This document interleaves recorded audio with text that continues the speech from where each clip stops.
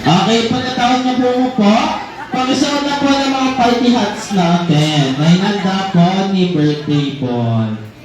Okay, pasuot na po ng mga party hats po natin po.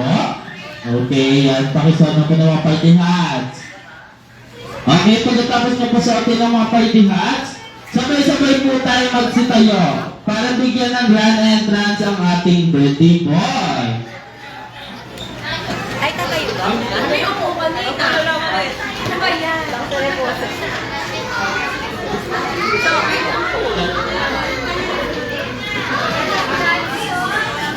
Okay, yan is a jolly afternoon to each and everyone, and welcome here at the Jollibee Sipag. And now we're celebrating the birthday of Bryce with the team of Jolly.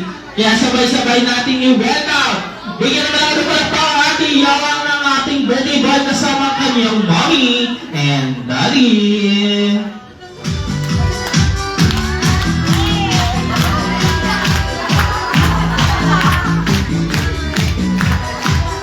Ngayon naman po ang sampo natin, si birthday boy ng happy birthday. Wow!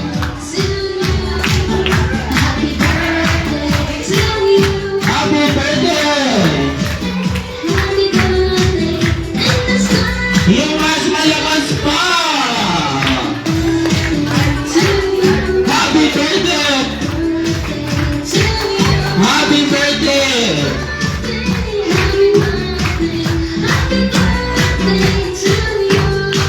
Okay, ngayon naman po, sabay-sabay po natin batiin ng malakas na happy birthday ang ating birthday boy.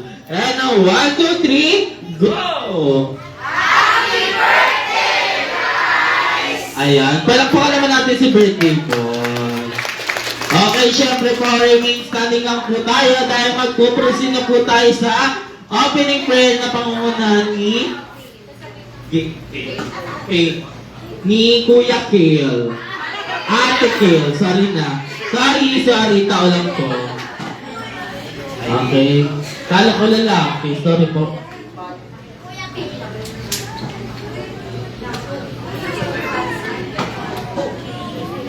The Father, the Son, the Holy Spirit, Amen.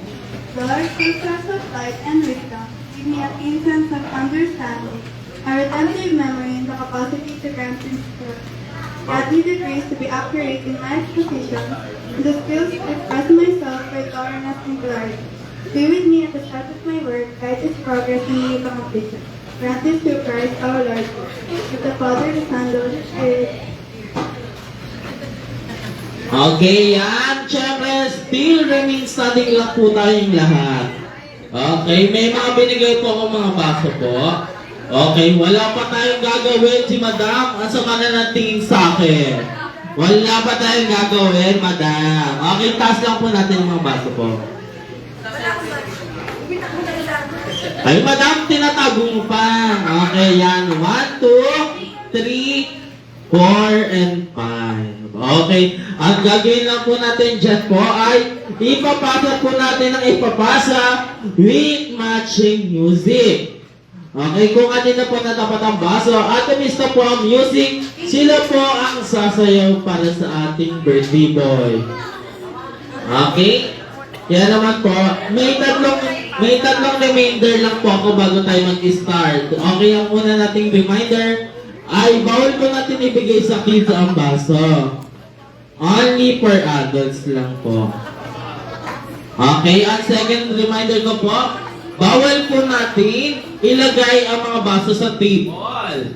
Kasi pag nakita ko po kayo naglagay ng baso sa table, automatic na po kayo sasayaw dito sa unahan. Okay? And then, final reminder ko lang po, bawal po natin ihagis or ibato ang baso. Dapat po umiikot lang siya ng mabilis. Okay? Yung etong side na to, pwede nyo ipasa yung baso nyo sa kabila. Ganun din po sa inyo, pwede po natin ipasa dito sa kabila.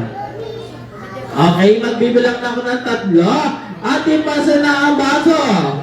Wala pa, pinasa na agad yung baso. Wala pa nga. Okay, magbibilang ako ng 3 at ipasa na ang baso. Hello, 1, 2, 3, go! Ayan, ipasa na ang baso. Bawal po natin ihagis ang baso. Ayan, ipasa na ang baso. Ipasa na ang baso. Wala pa po. Wala pa. Pwede po natin ipasa sa kabila ang baso. Sa kabila po.